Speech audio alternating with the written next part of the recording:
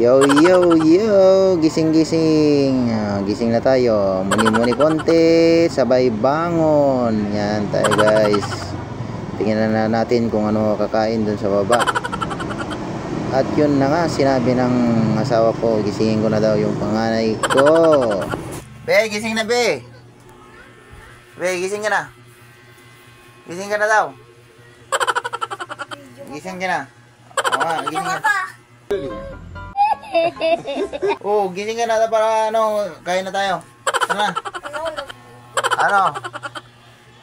Kamatis. Naluluto. Itlog ka na lang ng itlog. Itlog ka na lang ng itlog. Itlog ka na lang ng itlog. At yun na nga, busy pa tong isa, nagse-cellphone. Grabe, busy sa papanood ng YouTube. Sige, tutok mo sa mata para masira. Joke lang. So, tingnan na natin yung sinaing na bigas kung luto na. Kakain na tayo, medyo nagugutom na ako.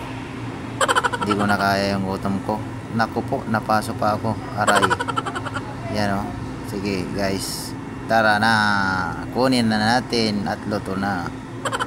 Para makakain na. Ilapag na natin sa lamesa. Tapos magkape muna tayo. Mga guys, kape-kape muna tayo. Ayan o. Sarap.